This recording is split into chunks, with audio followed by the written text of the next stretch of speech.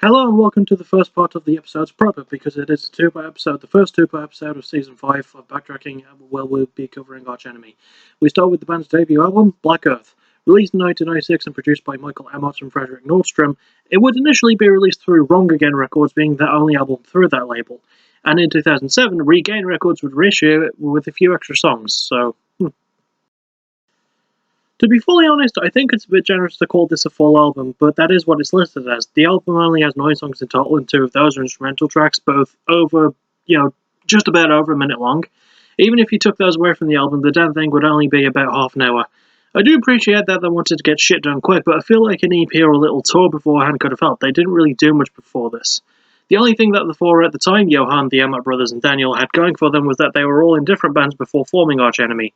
Just because you used to be in a band with a similar feel doesn't guarantee that you'll get that same feel with a new band. Still, for how long it lasts, the album is actually pretty good. The opening song, Bury Me an Angel, already makes it feel exactly like that classic style of melodic death metal. When that style is done right, it fits, and Arch Enemy pull that off with aplomb right from their debut. While it can be difficult to follow at first, it does find its groove as it goes along, and the instrumental tracks actually suit the style quite well. The band all sound great too. The Amott brothers provide crunching riffs and some nice solos. Daniel Ellenson kills it on the drums. And Johan Lever has a really good guttural delivery to his screams and growls. I just wish there was more of this album to chew on and talk about, but yeah. As it is, though, my favourite track goes to Cosmic Retribution. The album is short, but its furious pacing and heartfelt performances definitely elevate this, in my opinion.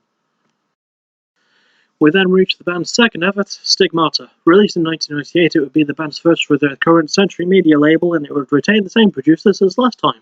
But there would be some changes for this one. Johan Lever would take up lead vocals fully, as Martin Bengtsson would take up his bass duties, and Daniel Ellenson would only play drums for the intro track Beast of Man and a Japanese bonus track called Diva Satanica. But as always, I tried to go for the original version of the album, so technically Daniel only drummed for one song, and a man named Peter Wilderer took his place for the rest of it. Speaking of which, Peter is seen as one of the reasons why this album isn't as good as their debut, but I thought he did a good job for a one-off session. Many also felt like Johan's vocals were a bit lacking, despite him being able to focus more on that role now, but I still thought it was pretty good. But hearing this album, I think I recognise what the issue might be with critics that they're just ignoring, and that's the production.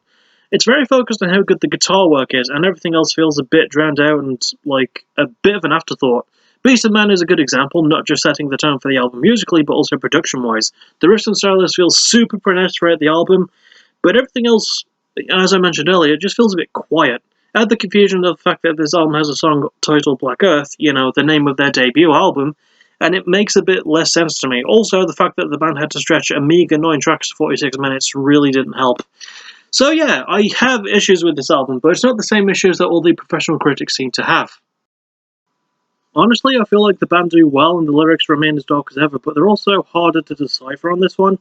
My favourite song is maybe Sinister Mephisto, because it just rolls off the tongue quite well. What does works on this album, but for the most part it feels like the band held back a bit too much, and it's absolutely no fault of their own. They just needed a bit more time to carefully construct it. A couple more songs maybe to justify the 46-minute runtime, but what can you do? We then reached their third album, Burning Bridges, released in 1999, same label, same producers, and once again a couple of lineup changes, which makes the album's title feel all the more accurate. It would be Johan Lever's last one with the band, and the first with current bassist Charlie D'Angelo. Also, for the more eagle-eared listeners, you may have noticed the 1-year time gap. The thing is, it pretty much is almost 1 year to the day between Burning Bridges and Stigmata.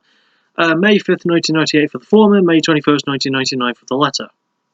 Actually, no, I got those wrong. Did I? May 5th for Stigmata and May 21st for Burning Bridges. There we go. But of course, because of that short gap, this album isn't as long, only having 8 tracks spread over about 35 minutes, which is kind of weird as this album is so different to the previous works, and it's maybe my favourite album of the Johan Lever era Arch Enemy. The band seemed to... Sorry, itchy nose. The band seemed to somehow maximise their minutes, of which there are a precious few here, and they stepped up with more mature songwriting as well. The production seems to have improved since last time too, feeling more evened out, and they even try keyboards and such, adding a new element there as well. Intro track, The Immortal, shows this quite nicely. It shows the band going for a heavier style, but it also incorporates more actual melody as well, making it not feel as brainless and unga bunga as the last album did. Also, goodness me, the guitar album on this work is absolutely, fantastic, which is no surprise from these guys. I don't do this often, but check out the guitar solo on the track Silver Wing as an example, just mwah, chef's kiss. The band actually took more of a risk with Burning Bridges too, and I dare say that it paid off. It's better instrumentally, produced cleaner, the lyrics cover war, death, and hatred, and they're easier to understand. Johann's vocals sound better, and to be honest, in my opinion, this album was a really good note for him to leave the band on. My favourite track is possibly the closing title track. The band recognised their previous mistakes, and I feel like they made up for it here. This is a massive, massive step in the right direction, and although I am glad that Johann did move on from Arch Enemy, I do wonder where the band would have gone if he stayed around, but as it is, we gotta move on. Next up is the band's fourth album, Wages of Sin. Once again, it has the same label and producers, and it was initially released in Japan in April 2001, taking about 11 months to be released worldwide. It'd also be the band's first album with Angelo Gotto, who is about a foot shorter than I am and can growl better than I could ever hope to achieve. Bonus fact, this is the band's first album to utilise standard C tuning, which they're still doing even to this day, almost 2 decades since this album came out. Yeah.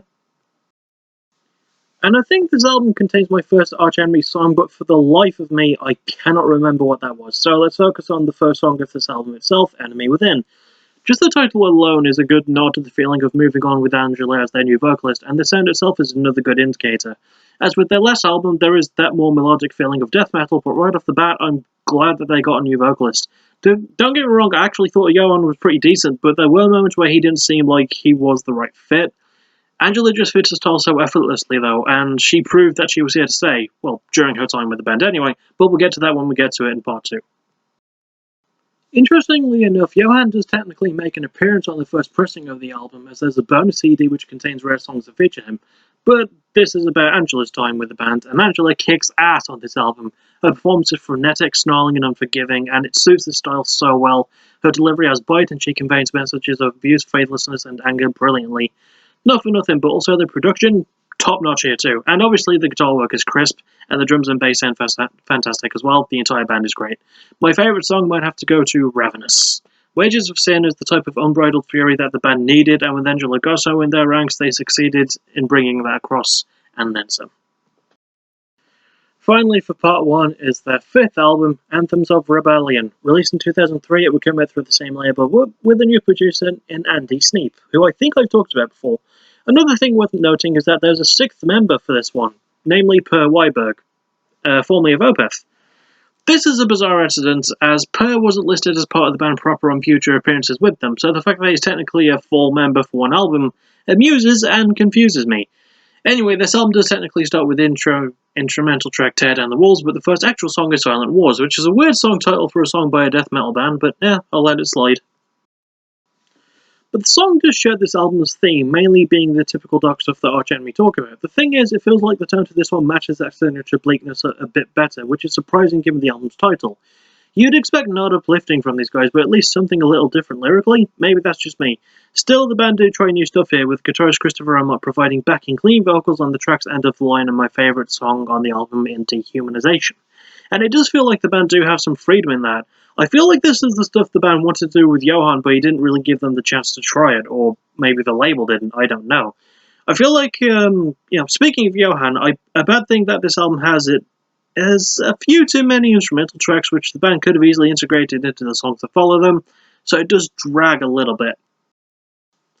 But the band filled the album with so much passion and energy regardless that I can't really fault it. The instrumental work, guitars especially, continue to improve and impress, and the band's willingness to again try new things work well, as usual. It doesn't feel as new as the first album with Angela, but it doesn't need to.